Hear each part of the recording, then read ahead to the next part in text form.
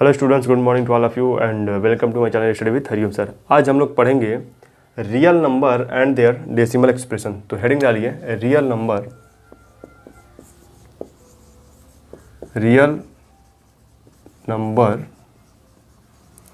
And there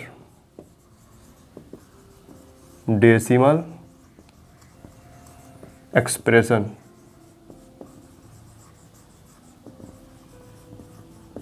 real number and their decimal expression. तो क्या हमें सर हेडिंग से क्या पता चल रहा है? रियल नंबर का मतलब हो गया आपका रेशनल नंबर और इरेशनल नंबर। रियल नंबर का हमें मतलब हो गया रेशनल एंड इरेशनल नंबर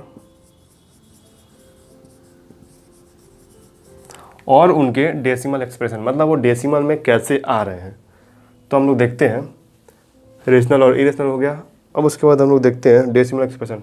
इसी में लिखते हैं डेसिमल एक्सप्रेशन है आपका डेसिमल एक्सप्रेशन। तो तीन तरह का है डेसिमल एक्सप्रेशन। डेसिमल एक्सप्रेशन आपका पहला आता है टर्मिनेटिंग।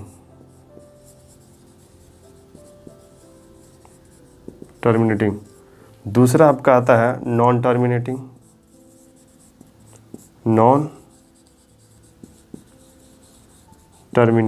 जो कटेगा नहीं।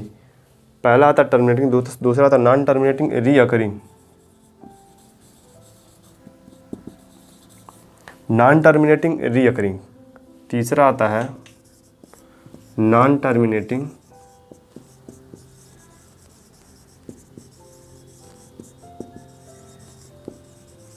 Non recurring.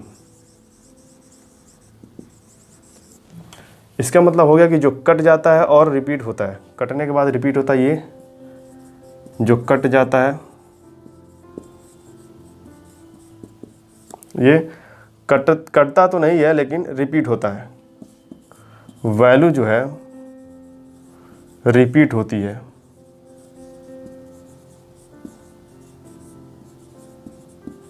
इसमें क्या है? Non terminating and non recurring. Value जो है ना तो कटती है और ना तो रिपीट होती है। तो ना तो कटती है, तो वैल्यू जो ना तो कटती है ना तो रिपीट होती है। तो इन तीनों चीज़ों को हम लोग एग्जांपल से समझेंगे। तो आइए देखते हैं एग्जांपल क्या है। एग्जांपल देते हैं हम लोग। नॉन टर्मिनेटिंग रीअकरिंग क्या होता है, ये सब चीज़ें हैं।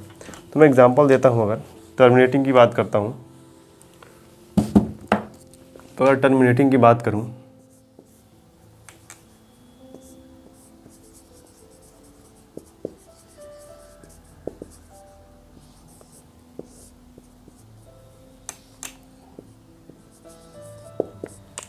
तो टर्मिनेटिंग का मतलब क्या हुआ? हमने बोला था कट जाता है। जैसे एग्जांपल देख लेते हैं। 2 हो गया आपका 4, 2 हो गया 4, 10 हो गया आपका 5। तो ये जो रियल नंबर है ये आपका हो गया टर्मिनेटिंग। क्यों? क्योंकि अगर 2 को डिवाइड करते हैं 4 से 20, क्या होता है? रिमाइंडर 0। टर्मिनेटिंग का मतलब हो गया रिमाइंडर 0, कट जाता है। ये भी आपका क्या हो जाएगा? 2 से कट जाएगा, 5 से कट जाएगा 2 टाइम्स में। तो ये जो रियल नंबर हो गया ये आपका हो गया टर्मिनेटिंग। दूसरा आता है आपका नॉन टर्मिनेटिंग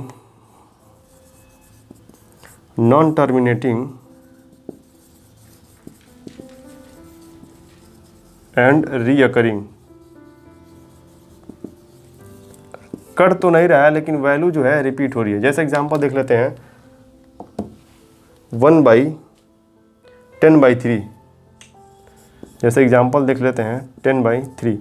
तो इसको अगर हम लोग डिवाइड करेंगे तो यहाँ देखते हैं 10/3, 3 3 जा 9, 1 आ रहा है, पॉइंट 3 3 जा 9, फिर 3 3 जा 9, फिर 3 3 जा 9। तो ये ऐसे चलता जाएगा। तो कहने का मतलब ये कट नहीं रहा है लेकिन वैल्यू क्या हो रही है? रिपीट हो रही है बार बार। तो इसको हम लोग क्या लिख सकते हैं? ऐसे 3.3333। तो इसको शॉर्ट फॉर्म में हम लोग ऐसे लिखते हैं 3.3। जो वैल्यू रिपीट होती है इसको बोलते हैं बार। 3 पे बार, यानी कि जो वैल्यू रिपीट हो रही है उसी को हम लोग ऊपर बार लगा देते हैं। अब तीसरा आता है आपका देख लेते हैं,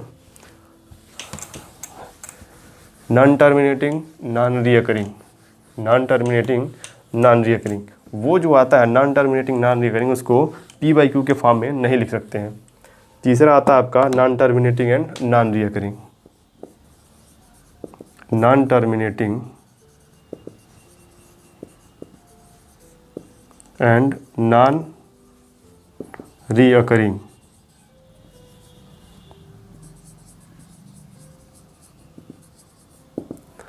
non terminating and non recurring, इसमें हम लोग देखते हैं क्या होता है। जैसे पाई, पाई हम लोग जानते हैं, पाई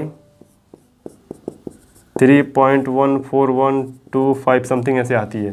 तो इसमें जो है अगर वैल्यू पाई की वैल्यू देखा जाए तो कभी कट नहीं रहा है, ना तो वैल्यू रिपीट हो रही है। तो यही है जो एग्जांपल हो जाता है आपका non terminating and non recurring. एक और एग्जांपल देख लेते हैं, कौन सा है, 1/7। अगर एक एग्जांपल देखें हम लोग दूसरा 1/7, 1/7, तो इसको अगर हम लोग डिवाइड करेंगे 1/7, पॉइंट बढ़ाएंगे 1, 5 चौको 28, 2 7 दूनी 14, 6 आ रहा है 56, 4, यानी कि ये वैल्यू ना तो कट रहा है ना तो रिपीट हो रहा है। 1428 समथिंग वगैरह ऐसे आते जाएगा। तो ये जो है 0.1428, ये जो है ना तो वैल्यू आ रही कट रही है ना तो रिपीट हो रही है। ठीक है, तो यही हो गया आपका non terminating and non recurring. तो ये बताइए, ये जो है 1/7 लिख तो दिए, चलिए ठीक है, लेकिन इसको पी बाई क्यू के फॉर्म में नहीं लिखा सकता। इसको हम लोग लिखते हैं इरेशनल के नंबर में, क्योंकि इसकी वैल्यू पता ही नहीं है हमें क्या लिखें। जैसे अगर हम बोल सकते हैं कि 1/7 लिखिए, अगर इसको डेसिमल में दे दिए 1.4 समथिंग, कुछ हमें एंड का पता ही नहीं है, तो हम एक्चुअली उसको लिखेंगे कैसे। तो यही रीज़न होता है conversion of decimal into fraction, conversion of decimal into fraction, यानी कि डेसिमल नंबर को हम लोग फ्रैक्शन में कैसे चेंज करते हैं। तो केस पहला हो गया आपका कि अगर सिंपली दिया है, अगर सिंपली दिया है आपको कन्वर्ट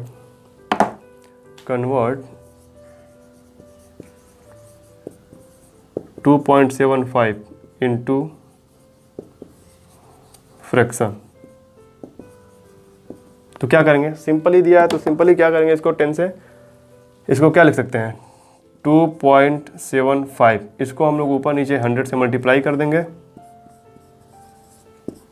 तो ये आपका हो गया 275/100, ये हो गया आपका फ्रैक्शन में चेंज हो गया।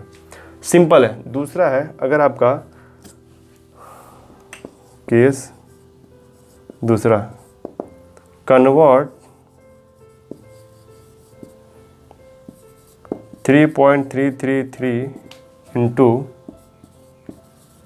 फ्रैक्शन, यह आपका नॉन टर्मिनेटिंग एंड रीअकरिंग वाला है। तो इसको कैसे चेंज करेंगे, तो सबसे पहले हम लोग मानते हैं, मान लिया ये नंबर जो है वो a = 3.33333 दिया है, जिसको हम लोग लिख सकते हैं 3.3 बार, 3.3 बार। ये हो गया आपका इक्वेशन फर्स्ट। अब करते हैं 10 में इसका मल्टीप्लाई करते हैं, मल्टीप्लाई, ये नियम है, मल्टीप्लाई 10 इन इक्वेशन फर्स्ट, तो क्या हो जाएगा 10a 3.3333, ये हो गया आपका इक्वेशन दूसरा 33 पॉइंट। ठीक, तो अब देखिए, अब करते हैं इक्वेशन, अब यहाँ करते हैं सब्ट्रैक्ट फ्रॉम इक्वेशन,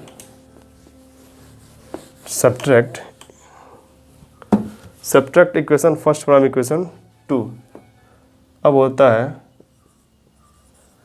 इक्वेशन 2 में से इक्वेशन फर्स्ट को घटाएंगे, तो इक्वेशन 2 क्या था, 10a = 33.3333, अब माइनस a = था 3.333। तो अगर इसको माइनस करते हैं तो ये और डेसिमल वाला पार्ट तो उधर का कट जाएगा, ये आपका बचेगा 30 = 9a, 9a = आपका हो गया 30।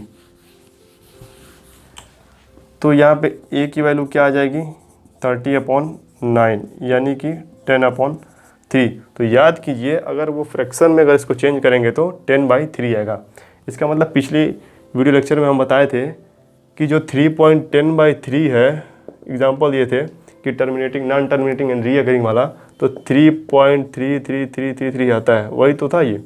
अब वही अब इसको यहाँ 3.33 दे दिया है, इसको बोल रहा है कि फ्रैक्शन में चेंज कीजिए, तो हम लोग यहाँ सिंपली फ्रैक्शन में चेंज कर लिए।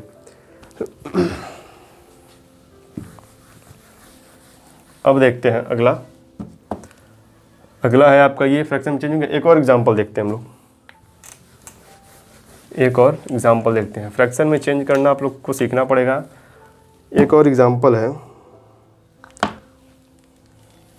कन्वर्ट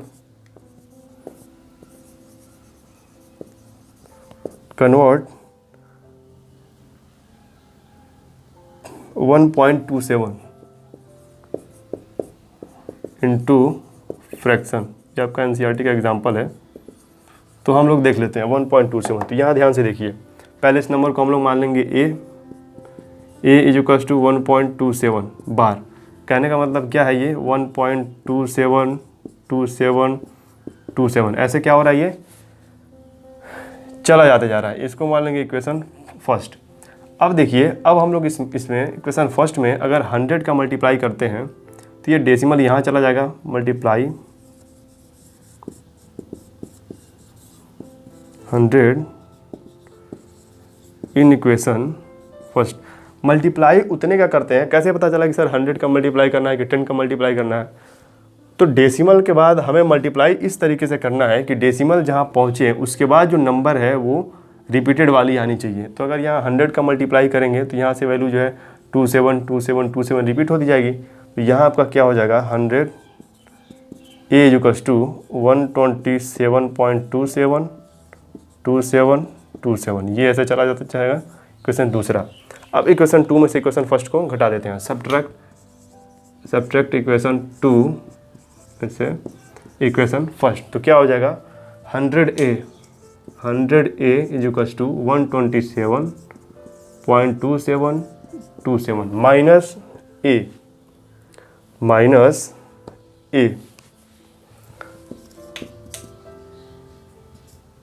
तो ये क्या है, 1.2727। ये अगर माइनस करते हैं तो इधर वाला पार्ट तो कट जाएगा डेसिमल वाला। ये हो गया आपका 99a इज इक्वल्स टू 126। तो a इज इक्वल्स टू आपका हो गया 126/99। यही आपका हो गया 6, ठीक ना। इसको अगर काट भी सकते हैं तो 3 से 3 4 जा 12, 3 2 जा 6। ये आपका हो गया फ्रैक्शन वैल्यू। देखिए आंसर आया है। अगला एग्जांपल देखते हैं। अगला एक एग्जांपल है कन्वर्ट, एक और एग्जांपल लेते हैं। Convert 0.23535 into fraction. तो हमें सबसे पहले ध्यान देना ये होता है कि कहाँ से ये रिपीट हो रहा है वैल्यू। कन्वर्ट सॉल्व, तो देखिए मान लिया इस नंबर को ए 0.23535 है, तो वैल्यू कहाँ से स्टार्ट हो रही है, यहाँ से 3535। तो यहाँ हम लोग मान लेते हैं, यहाँ अगर इसको हम लोग करें तो 10a इक्वल्स टू 2.353535, ये हो गया इक्वेशन फर्स्ट। अब देखिए, अब डेसिमल एक्सप्रेशन को हम लोग क्या करना है, यहाँ लेके जाना है। तो यहाँ लेके जाना है, वहाँ लेके जाते हैं जहाँ के बाद जो वैल्यू क्या है आपका रिपीट होता हो। तो मल्टीप्लाई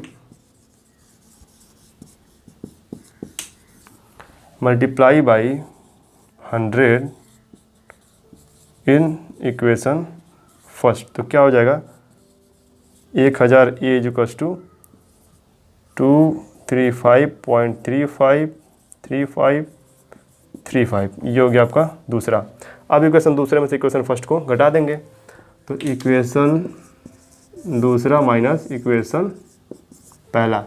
तो ए इज इक्वल्स टू आपका हो जाएगा 235.3535, ये हो गया आपका 10a, शायद हाँ 10a इज इक्वल्स टू 2.3535। तो यहाँ घटाते हैं, ये आपका हो गया 990 A इक्वल्स टू 233, ठीक, 990 इक्वल्स टू 223। तो A बराबर क्या हो जाएगा आपका 233/990, 3 3 6 2 ठीक है। तो ये आपका हो जाएगा फ्रैक्शन। देखिए ध्यान से, आया है। तो ये आपका फ्रैक्शन पार्ट में हो गया। तो ध्यान से देखिए, वैल्यू जो है कहाँ से रिपीट हो रही है उसको ऑब्जर्व करना है, फिर डेसिमल वहाँ लेके जाना है जहाँ से वैल्यू फिर से रिपीट हो रही है, उसके बाद से घटाना है। तो इस तरीके से हम लोग डेसिमल नंबर को फ्रैक्शन में कन्वर्ट करते हैं। अगला देखिए, एक नोट लिखा हुआ है, नोट लिख लेते हैं।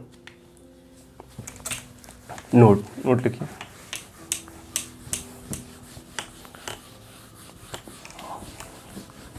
एक नोट है, नोट लिखिए आप लोग। नेक्स्ट नोट लिखते हैं। नोट में ये लिखा है कि द डेसिमल एक्सप्रेशन, ये कह रहा है कि द डेसिमल एक्सप्रेशन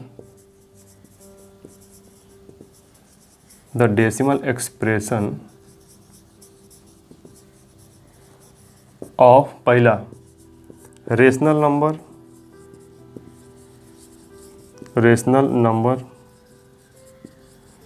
क्या होगा?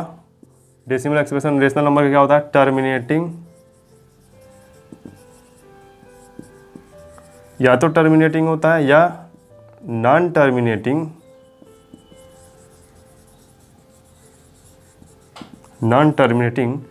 Recurring. The decimal expression of rational number या तो टर्मिनेटिंग होता है या फिर नॉन टर्मिनेटिंग रीअकरिंग होता है। दूसरा इरेशनल नंबर।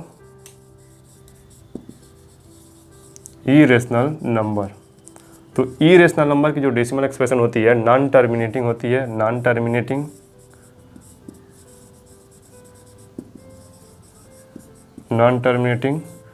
Non recurring.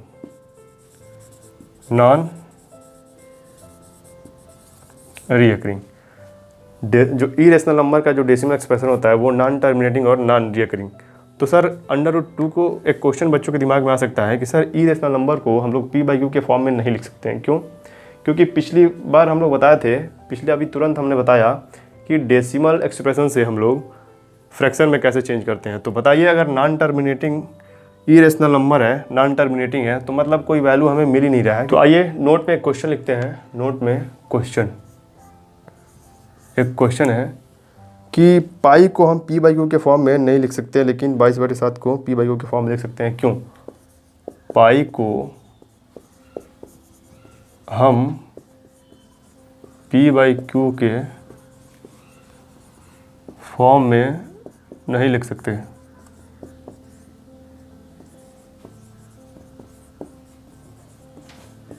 लेकिन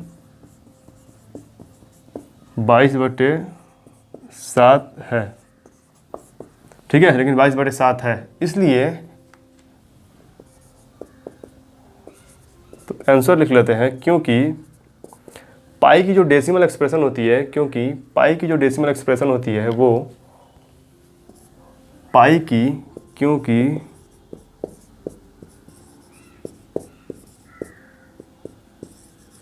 पाई की जो डेसिमल एक्सप्रेशन होती है,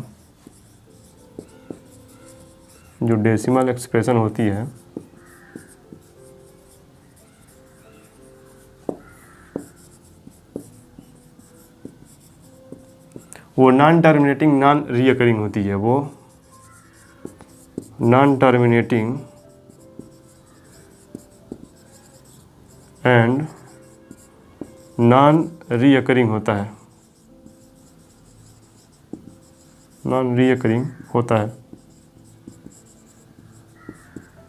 ठीक है। पाई की जो